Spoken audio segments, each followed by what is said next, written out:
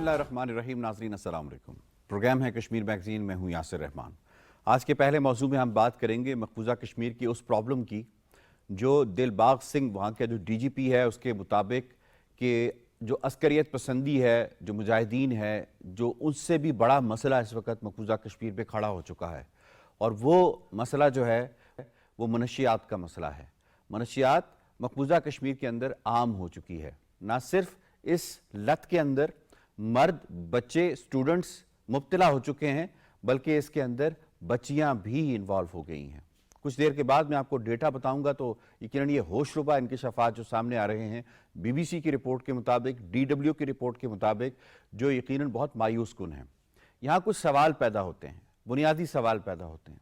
10 लाख की फ़ौज है और वो एक ऐसे खित्ते में काबिज हो चुकी है जिसे ओपन जेल करार दिया जा रहा है।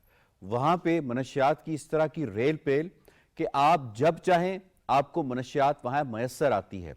और उसका जो टारगेट है वो जम्मू नहीं है बल्कि वो कश्मीर की वैली है।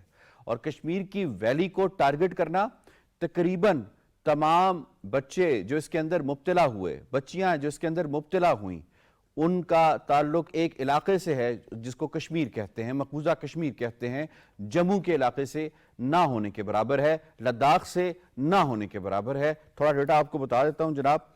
इस वक्त 10 लाख कश्मीरी मनशियात का शिकार हो चुके हैं।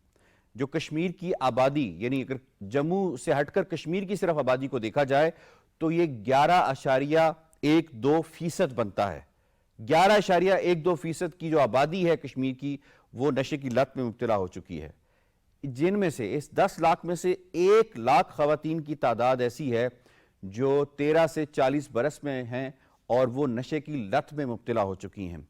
जो खवातीन की कुल आबादी का जो कश्मीर है उसकी 2% बनता है। कश्मीर के 10 अजला में एडिक्शन ट्रीटमेंट फैसिलिटी सेंटर नाम के कायम किए गए हैं।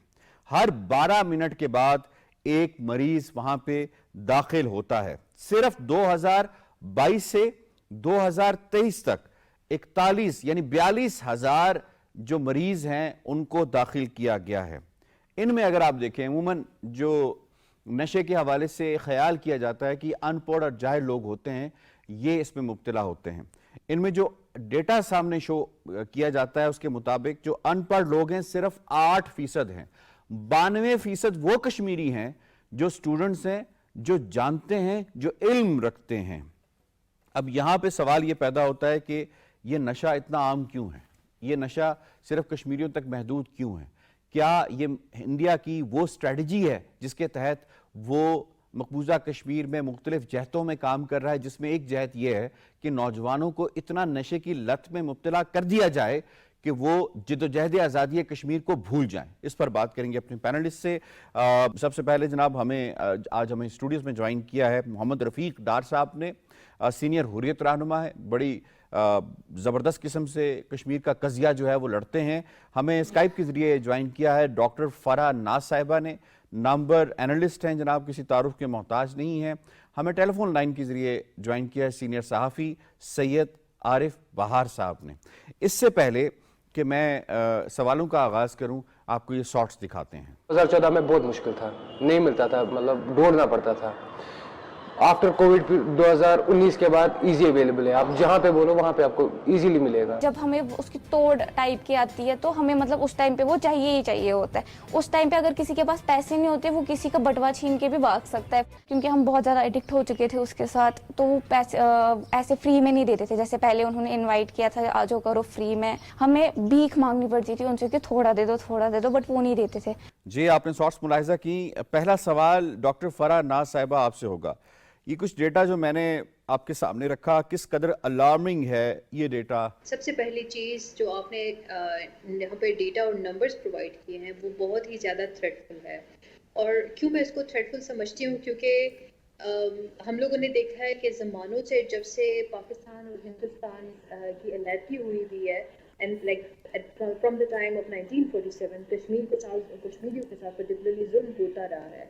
तो उस जुल्म की इंतहा की मुख्तलिफ कड़ियाँ हम लोग देखते रहे हैं कि कैसे उसको कंफ्यूज कराया गया है, कैसे उनको मुख्तलिफ इश्यूज़ में इन्वॉल्व कराया गया है और कैसे उनको फर्दर उलझाया गया है। ابھی جب ان کے اگر ان کے قدرتیت یا ان کے آزادی کے جو جستجو ہے اس کو دیکھے تو they have always been struggling to achieve independence for their own Kashmiris. Unfortunately, this addiction, which is becoming very popular in Kashmiris and among Kashmiris, it's not naturally happening. جس طریقے سے وہ اس لت کا شکار ہوئے ہیں ان کو شکار کرایا گیا ہے تاکہ وہ الجھے رہے اپنی ذاتی خواہشات کو لے کے اور وہ کشمیر کی جو آزادی کی جستجو ہے اس کو وہ چھوڑ دیں. تو اس کے لیے میں سمجھتی ہوں کہ ہمیں ابھی بہت احتیاط سے کام کرنا پڑے گا as Pakistanis who support Kashmiri brothers and sisters and Kashmiri themselves who are standing for such an important task that they are going to perform for the rest of their generations to come forward. تو ان کو تو سب سے پہلے اس لت کو ہٹانا پڑے گا, خود سے دور کرنا پڑے گا. لیکن انفارچونیٹلی یہ اس کو دور کرنا بھی بہت مشکل ابھی اس لمحے میں ہمیں نظر آ رہا ہے کیونکہ ڈاکٹر صاحبہ انڈیا ایکسیس نہیں دے رہا کسی بین الاقوامی sorry to cut you India access نہیں دے رہا کسی بین الاقوامی ادارے کو کہ وہ وہاں پر جا کر اپنا میڈیکل ٹریٹمنٹ کیمپس قائم کریں, سائیکیٹرسٹ وہاں پہ لے کر جائیں اور کام کریں. تو کس حد تک یہ ایک روڈ بلاک ہے اس کاوش کا جو پاکستان یا انٹرنیشنل کمیونٹی کرنا چاہتی ہے ان لوگوں کو واپس بیک ٹو لائف لانے میں؟ دیکھیں, they will only allow all those health practitioners or all those organizations who fight for all these drug addiction and all of that, وہ تبھی وہ کریں گے جب وہ چاہیں گے کہ ان کو اس لت سے نجات دی جائے. تو کیا جنہوں نے خود اس لت پہ ان کو لگایا ہے کیا وہ چاہیں گے کہ اس لت سے وہ ہٹ جائے؟ یہ تو ایک بہت بڑا معمہ بنا ہوا ہے. And secondly, all those Western powers, they are highly supportive of Modi government and highly supportive of their policies and all. So they will never ever come forward to go against the will of India or Indian government or Modi regime. تو یہ یہاں پہ conflict اسی لیے ہو رہا ہے. Nobody care about what is happening in Kashmir and with the people of Kashmir.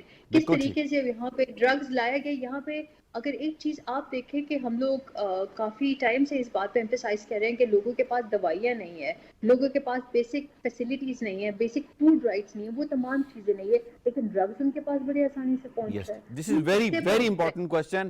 میں یہی سوال جو ہے وہ رفیق ڈار صاحب کے پاس آؤں گا. رفیق ڈار صاحب, is it a part of plan? پہلے ہم سب کو اس بات کا اعتراف ہونا چاہیے کہ ہم جب ریاست جموں کشمیر کی بات کرتے ہیں تو ایز اے کشمیری ہم حیران ہو جاتے ہیں, ہمیں شاک ہو جاتا ہے جب ہم BBC کی رپورٹ یا آپ کا یہ ڈیٹا جب ہمارے سامنے آتا ہے, کیونکہ وادی کشمیر ہو یا جموں ہو یا لداخ کا, تو یہاں اس قسم کا کوئی رجحان نہیں تھا نوجوانوں کا, لوگوں کا بالکل نہیں تھا. میں اپنی بات کر لوں گا آپ کو کہ ایون جس وقت یہ تحریک شروع ہوئی موجودہ جو فیز 1988-89 میں, تو اس وقت ایک اس قسم کا ایک فضا تھا کہ اگر کسی جگہ پہ کوئی اکا دکا کسی جگہ پہ کوئی اس میں انوالو تھا تو سوشلی اس کو بائیکاٹ کیا جاتا تھا. اتنی سوشل سینکٹیٹی اس چیز کو وہاں پہ میسر نہیں. لیکن جو گزشتہ ایک دہائی سے اب ہم دیکھ رہے ہیں تو اس میں جو ایکسپرٹس ہیں, جو میڈیکل پریکٹیشنرز ہیں, جو پیشنٹس کو دیکھتے ہیں کہ اس قسم کے پیشنٹس کو جب وہ انالیسس کرتے ہیں, جب وہ ڈیٹا جمع ہو جاتا ہے تو ایک حیران کن چیز سامنے آتی ہے. نمبر 1 کہ ایک پڑھا لکھا نوجوان اس میں انوالو ہے, نمبر 2 ینگسٹر اس میں انوالو ہے, اور اس میں صاف نظر آتا ہے کہ یہ کسی خاص کانسپریسی کا ایک حصہ ہے, اور اس کے بے شمار وجوہات ہوتے ہیں. پھر یہ ایک نوجوان اس لت میں کیسے پڑ جاتا ہے, جب ہم اس کو ڈسکس کرتے ہیں تو سمپلی اسپیکنگ ایک فرسٹریشن وجوہات ہوتی ہے جو انسان کو, ایک نوجوان کو اس طرف لے جاتی ہے. اور جب ہم ویزاوی کشمیر بات کرتے ہیں, اسٹوڈنٹس ابھی شارٹس میں بھی ہم نے دیکھا کہ وہ لڑکا کہہ رہا ہے کہ شروع میں تو مجھے انہوں نے فری دیا, جب میں عادی ہو چکا پھر انہوں نے کہا نہیں اب تو آپ کو اپنی گھر کی چیزیں بیچنی پڑیں گی. میں وہی کہہ رہا ہوں, میں نے اپنا آئی فون بیچا. میں وہی بات کر رہا ہوں کہ جس وقت پھر ہم اس فرسٹریشن کی بات کرتے ہیں ویزاوی کشمیر, تو وہاں پہ پھر بے شمار چیزیں سامنے آتی ہیں. وہاں پہ ہمیں رائٹ آف سیلف ڈٹرمنیشن کی آزادی کی ایک جدوجہد جو طول پکڑ رہی ہے, اور وہاں ہندوستان کے نت نئے پالیسیز اور جو لا انفورسمنٹ ایجنسیز ان کے نئے نئے طور طریقے. اور سب سے اہم چیز, جب ایک نوجوان سڑک پہ نکل کے سینے پہ گولی کھاتا ہے اور کہتا ہے کہ میں اپنی آزادی کے علاوہ اور کسی چیز کو نہیں مانتا ہوں, اور پھر انٹرنیشنل کمیونٹی کی یہ مجرمانہ خاموشی, تو اس سے صاف ظاہر ہوتا ہے کہ ایک فرسٹریشن اور پھر ایزی اویلیبل جو آپ نے بات کی. اس سے زیادہ حیران کن میں بات آپ کو بتا سکتا ہوں کہ مجھے یہ بتائیں, اگر سو کالڈ ایڈمنسٹریشن وہاں پہ موجود ہے, مجھے بتائیں کتنے کیا کوئی اس قسم کا ڈیٹا نہیں, اور کسی نے بتایا کہ کتنے ڈرگ ٹریفکرز کو آج تک ایڈمنسٹریشن نے گرفتار کیا ہے. ڈرگ ٹریفکر وہ کیسے بتائیں, وہ خود ان کی آرمی انوالوڈ ہے اس کے اندر. آپ کا پوائنٹ آ گیا, اگر مجھے آپ اجازت دیں تو میں عارف بہار صاحب کو اس میں انوالو کروں گا. عارف بہار صاحب یہ فرمائیے گا, پنجاب جو انڈین پنجاب ہے اس کی آبادی 30 ملین یعنی 3 کروڑ کے قریب اس کی آبادی ہے. تو انڈین پنجاب سے مقبوضہ کشمیر کی جو پرسنٹیج ہے نشے کے استعمال کے حوالے سے ایک سروے کے مطابق وہ 3% زیادہ ہے. یعنی پوری انڈیا کے اندر انڈین پنجاب جو ہے اس وقت وہ سب سے زیادہ نشہ وہاں استعمال کیا جاتا ہے, اس سے بھی 3% مقبوضہ کشمیر میں زیادہ ہے. یہ فرمائی جو اویلیبلٹی آف ڈرگز ہے, 10 لاکھ کی فوج وہاں موجود ہے, کیسے ممکن ہوتا ہے کہ ہر چوک, ہر چوراہے پہ, ہر نکر پہ وہ ڈرگز اویلیبل ہو؟ جو اس کے ٹریفکرز ہیں وہ کون ہیں؟ بالکل صاف نظر آ رہا ہے کہ کشمیر کے جو لوگ ہیں, کشمیر کی جو سوسائٹی ہے, اجتماعی جو ایک معاشرہ ہے, وہ بالکل ایک الگ سمت میں سوچ رہا ہے, اور جو بھارت ہے وہ اسے ایک اور ڈائریکشن کی طرف گھسیٹ رہا ہے. یعنی وہ اپنا مطیع فرما بردار اور اسے اپنے بالکل ایک زیر نگین قسم کا علاقہ, یہاں تک کہ لوگوں کی سوچوں پر بھی وہ پہرے بٹھانا چاہتا ہے. تو یہ تو ایک تعلق ہے ان دونوں علاقوں کا جس کے پرابلم کو آج ہم ڈسکس کر رہے ہیں. تو اس کا مطلب یہ ہے کہ بھارت کچھ مقاصد حاصل کرنا چاہتا ہے. وہ کشمیر کی سوسائٹی کا جذبہ مزاحمت ختم کرنے کے مختلف انداز اپنائے ہوئے ہے. وہ کشمیر کے لوگوں, اس کے نوجوانوں, اس کی نسلوں کے ذہنوں سے ایک خواب چھیننا چاہتا ہے, ان کی نظروں سے ایک خواب چھیننا چاہتا ہے. تو یہ سارے جو ہتھ کنڈے ہیں جو مختلف انداز سے, مختلف طریقے اس حوالے سے آزمائے جا رہے ہیں, میں سمجھتا ہوں کہ اس کشمیر کی سیاسیات کے ایک طالب علم کے طور پہ کہ یہ جو منشیات کا اس حد تک بڑھ جانا اور فروغ پا جانا منشیات کے استعمال کا, تو یہ ایک سوچی سمجھی سکیم کا حصہ ہے. وقت خود بخود اس کو پرت در پرت کھولتا چلا جائے گا کہ بھارت کے مقاصد کیا ہیں, کہ کشمیر میں جو ڈرگز ہیں ان کو کنٹرول نہیں کیا جا رہا, جیسے رفیق دار صاحب نے بھی کہی بات, اور ہم بھی ایک دور میں سنتے تھے کہ کشمیر ایک جو کثیر المذہبی قسم کی سوسائٹی تھی, جس دور میں پنڈت بھی وہاں رہتے تھے, سکھ بھی رہتے تھے, تو اس وقت بھی جو مائنارٹیز تھی, جو پنڈت تھے یا سکھ تھے, ان میں بھی بہت حد تک یہ شراب اور دوسری جو قباحتیں ہیں ان کا استعمال بہت کم تھا, اور باقی منشیات کی تو بات ہی نہیں ہے. حالانکہ پورا ریجن اس دور میں بھی ہیروئن اور ان ساری جو قباحتوں سے آشنا اور آگاہ ہو چکا تھا, لیکن کشمیر کی سوسائٹی کا اپنا ایک صوفیانہ مزاج ہے, ایک پاکیزہ ماحول رہا ہے کشمیر کا. تو اس دور میں وہاں وہ لوگ بھی اس صوفیانہ اور پاکیزہ مزاج کو گندلا کس نے کیا ہے؟ کتنی بڑی ذمہ داری عائد ہوتی ہے اس فاشسٹ رجیم کے اوپر, اس 10 لاکھ فوج کے اوپر جس نے کشمیریوں کی یوتھ کو, ان کے مستقبل کو اس حال تک پہنچایا ہے؟ جی, اس کی ذمہ داری تو اسی پر عائد ہوتی ہے جو 3.5 عشرے سے کشمیر کو کنٹرول نہیں کر سکا, کشمیریوں کے ذہنوں, ان کے دل و دماغ کو بدل نہیں سکا, ان کی اپنی جو لائنز ہیں ان کو اس پر لا نہیں سکا.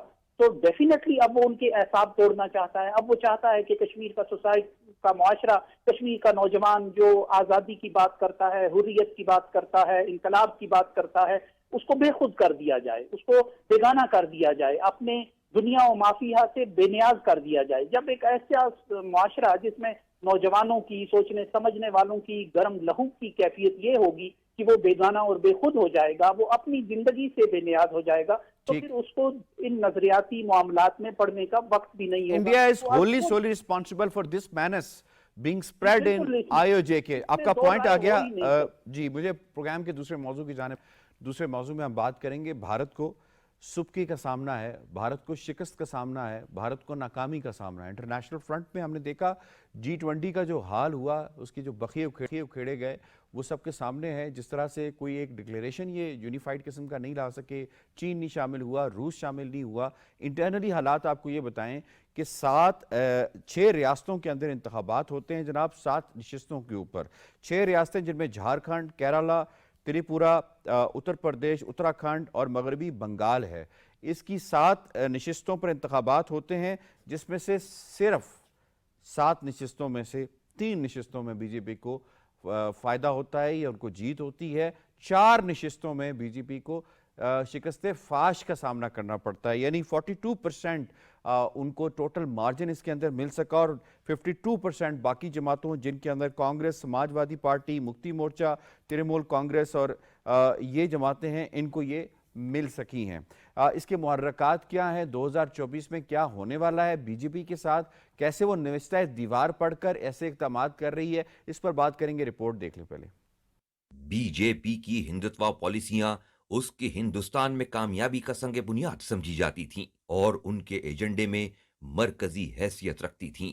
اس شکست نے بی جے پی کی فاشسٹ پالیسیوں پہ سوالات اٹھا دیے ہیں۔ جیسا کہ ہم سب جانتے ہیں کہ بھارت میں 2024 میں اہم انتخابات ہونے جا رہے ہیں اور بی جے پی کسی بھی قسم کا گھناؤنا حربہ استعمال کر سکتی ہے۔ مجھے یہ ڈر ہے کہ یہ کہیں کوئی خرافات نہ کرا دیں، جسے رام مندر پہ کوئی وسفوٹ کرا دیں، کسی بی جے پی کے آدمی کو مروا دیں، امپورٹنٹ کو۔ ایسے کام کرا سکتے ہیں، ہی از کیپیبل آف دیٹ۔ جو پلوامہ کرا سکتا ہے وہ کچھ بھی کرا سکتا ہے۔ بھارت اپنے مذموم عزائم کی تکمیل کے لیے فالس فلیگ آپریشن کی ایک گھناؤنی تاریخ رکھتا ہے، اور آر ایس ایس کی حمایت یافتہ مودی حکومت 2024 کے انتخابات میں کامیابی کے لیے ایک اور ایسا آپریشن کر سکتی ہے۔ اس منصوبے کے ذریعے بی جے پی اپنی دائیں بازو کے ہندتوا ووٹرز کو اپنی حمایت کے لیے قائل کر سکتی ہے۔ ضمنی انتخابات میں بی جے پی کی شکست نے بھارت کی سیاست کو ایک نیا موڑ دیا ہے۔ اب دیکھنا یہ ہے کہ بی جے پی اپنی مقبولیت کے لیے کون سا گھناؤنا حربہ استعمال کرتی ہے۔ ڈاکٹر فرح ناز صاحبہ، کیا مزاج ہے جی اب ہندوستانی جنتا کا؟ کیا انہوں نے میسج دیا ہے ان 4 نشستوں کو بی جے پی سے لے کر؟ مودی رجیم کی جو پالیسیز رہی ہے they are very anti human nature, human beings and their well being. جیسے G20 کی آپ بات کر رہے تھے، جب G20 کی سمٹ ہو رہی تھی وہاں پہ اور میٹنگز چل رہی تھی، تو from the street dogs to the poors across living across the streets، ان سب کو اٹھا لیا گیا تھا اور ان کو ایک جگہ پہ رکھ دیا گیا تھا جیسے وہ they don't belong to the India، اور دنیا کو دکھایا گیا کہ انڈیا کتنا خوبصورت ہے، یہاں پہ کوئی غربت نہیں ہے، یہاں یہ ساری چیزیں نہیں ہے۔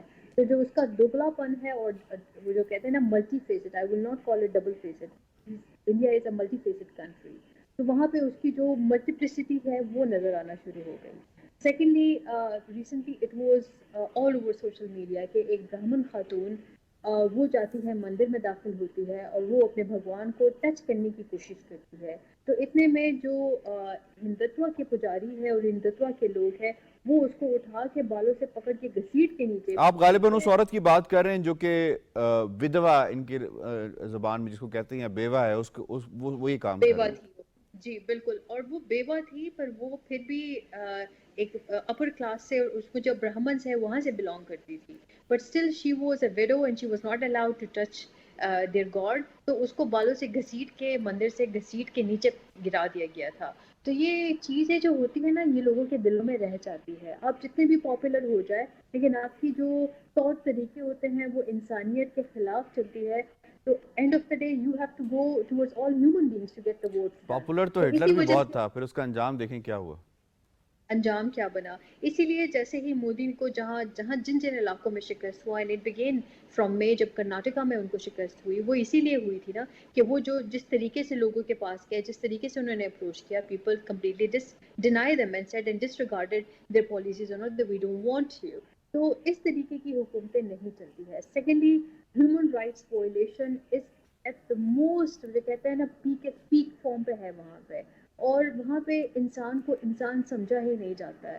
تو آپ اگر کسی کے اگر بیوہ ہو تو آپ کے پاس پرابلم ہے، اگر آپ ایک لوور کلاس سے بلانگ کرتے ہو، لوور ان کی جو کلاس سرٹیفکیشن ہے اس کی میں بات کریں، ناٹ فائنینشلی، تو اگر آپ اس سے بلانگ کرے تو پرابلم ہے، اگر فائنینشلی ویک ہو تو پرابلم ہے. ہاں، پھر اس کے ساتھ جو کشمیریوں کے ساتھ ہو رہا ہے وہ ایک الگ مسئلہ ہے. ٹھیک دنیا ہے. تو جانتی ہے، جتنا بھی وہ اس کو کور کر جائے، every one knows what is happening in India, every ٹھیک، one knows what point is آ گیا ہیپننگ. ڈاکٹر صاحب، آپ کا پوائنٹ آ گیا. میں اس میں شامل کروں گا ڈاکٹر صاحب آپ کو. یہ فرمائیے گا کہ ابھی 2 دن پہلے ایک کرنل انیس آرآر کا، ایک میجر انیس آرآر کا اور ایک ڈی ایس پی جو ہے وہ کوکرناگ کے علاقے میں انہیں مارا گیا ہے. اس سے پہلے جو سابق لیفٹنٹ گورنر یا گورنر جو تھا as a matter of fact Satya Pal, اس نے کہا تھا کہ کچھ بڑا کریں گے. ان کے پاس دینے کے لیے عوام کو 2024 میں کیا ہے جو اس طرح کے واقعات کر کے یہ اس کو آلٹرنیٹ کرنے کی کوشش کر رہے ہیں؟ یہ بیسیکلی ایسے اسکیم آف تھنگ بنانے کی کوشش مقبوضہ وادی کے اندر ہو رہی ہے؟ جی بالکل. You can expect any damn thing from the current government of India. اب پلوامہ سارا سامنے آ گیا، جو بھی ایک سلسلہ چلا تھا اس وقت، کس طرح بلیم اور کیا پھر اس کے پیچھے. اور آج دیکھیں اس طرح کے بہت سارے ایڈونچرزم کے اندر وہ جا سکتے ہیں، چونکہ اپنی حالت دیکھ کر جو ان کی سیاسی ساخت کمزور ہو رہی ہے. آپ نے ابھی ڈیٹا سامنے رکھا جو انڈین اسٹیٹس کے اندر جو بائی الیکشنز کا نتیجہ، اس کے علاوہ بھی آپ دیکھیں ان کے اپنے اتحادی یونائٹڈ اسٹیٹس آف امریکہ، آپ ان کے اسٹیٹ ڈپارٹمنٹ کے رپورٹس دیکھیں، جتنا آج انہوں نے ہندوستان کے اندر ہونے والے ہیومن رائٹس وائلیشنز کا ذکر کیا، شاید پچھلی گورنمنٹس نے اتنا ذکر نہیں کیا. پریزیڈنٹ بائیڈن یہ کہتے ہیں کہ جب G20 اجلاس میں وہ آئے انہوں نے ذکر بھی کیا. ابھی انہوں نے خود کہا، اور آئی ہوپ کہ جس وقت مودی کا لاسٹ وزٹ تھا انڈیا، مجھے پوری امید ہے امریکن ایڈمنسٹریشن نے ان کو ادھر مزید اپنی میٹنگز میں، اگرچہ ریڈ کارپٹ ان کو دیا گیا لیکن اپنی میٹنگز میں ضرور انہوں نے ذکر کیا ہوگا ہیومن رائٹس وائلیشنز، پرٹیکولرلی جو جموں کشمیر کے اندر انہوں نے ہیومن رائٹس وائلیشنز کی ہیں، جس کے انٹرنیشنل رپورٹس ہمارے سامنے، ہیومن رائٹس کمیشن کے رپورٹ سامنے ہمارے سامنے ہے. ہیونگ سیڈ آل دس کہ اس وقت بی جے پی کی اپنی جو سیاسی ساخت کو بچانے کے لیے کسی بھی قسم کے ماضی کی طرح ایڈونچرزم کی طرف جا سکتے ہیں. ہم ایز کشمیری فیل کرتے ہیں کہ ہاں government of India, B J P کوئی بھی ایڈونچر کر سکتا ہے. We got to be alert, we got to be ready. لیکن اب کشمیری انٹرنیشنل کمیونٹی کے پاس اپنا یہ کیس لے رہی ہیں کہ اب پلوامہ کے نتیجے میں کیا کچھ ہوا، اب مزید کس پلوامے کی آپ انتظار کر رہے ہیں اور کشمیریوں کو کس بات کی سزا دے رہے ہیں. اب آپ آگے آئیں، اپنی مجرمانہ خاموشی توڑ دیں، کشمیریوں کے حق کی آزادی کے سلسلے میں ہندوستان سے بات کریں. ٹھیک ہے. سید عارف بہار صاحب یہ فرمائیے گا 2024 کا جو نوشتہ دیوار ہے، کیا ہندوستان نے پڑھ لیا ہے کہ اس کے ساتھ ہندو جنتا، وہاں پہ ہندوستانی جنتا کیا کرنے والی ہے، جس کی وجہ سے یہ سب کچھ ہو رہا ہے اور جس کی وجہ سے یہ سارے نئے ڈراماز جو ہے مسلمانوں کے ساتھ انڈیا میں اور بالخصوص کشمیریوں کے ساتھ ہو رہا ہے؟ جی بالکل. ویسے تو 19-20 کا فرق ہی بھارت کے جو حکمران ہیں یا سیاسی جماعتیں ہیں ان کی پالیسیز میں ہوتا ہے. جس سطح پہ نریندر مودی اب لے گیا ہے بھارت کو، جس مقام پہ، تو وہاں سے بہت کم ہی نظر آ رہا ہے کہ ریورس گیئر ان پالیسیز کو لگے گا اور بھارت واپس اپنی کچھ جو جیسی تیسی کچھ روایات ہوتی تھی ان کی طرف آئے گا. لیکن اس کے باوجود ابھی نریندر مودی یہ سمجھتے ہیں کہ شاید کوئی کمی رہ گئی ہے، کسر رہ گئی ہے. چندریان کا ڈرامہ بھی ہو گیا اور G20 کا بھی ہو گیا. یہ صرف مودی کی ایک امیج بنانے کی ایک لگ رہی ہے، ایک کمپین لگ رہی ہے تاکہ اسے نجات دہندہ کے طور پہ متعارف کرایا جائے. جو باقی حلقے رہ گئے ہیں بھارت میں، سخت گیر اور ہندو قوم پرست اور جو ایک نفرت کی سیاست پر یقین رکھنے والے، تو لامحالہ اب اس راستے میں ایک ہی پڑاؤ رہ گیا ہے، وہ یہ ہے کہ آزاد کشمیر پر کوئی جارحیت کا اور کوئی اس طرح کا کوئی، جیسے کہ ان کے اپنے لوگوں نے یہ بات کہی. ٹھیک، آپ کا پوائنٹ آ گیا سر. آئی ہیو ٹو وائنڈ اپ. جی مجھے شکریہ ادا کرنا ہے ڈاکٹر فرح ناز صاحبہ کا، سید عارف بہار صاحب کا اور محمد رفیق ڈار صاحب کا. آج کے دونوں موضوع بڑے زبردست طریقے سے آپ نے سمیٹا ہے جناب. پروگرام کشمیر میگزین سے اتنا. یاسر رحمان کو دیجیے اجازت. اللہ نگہبان.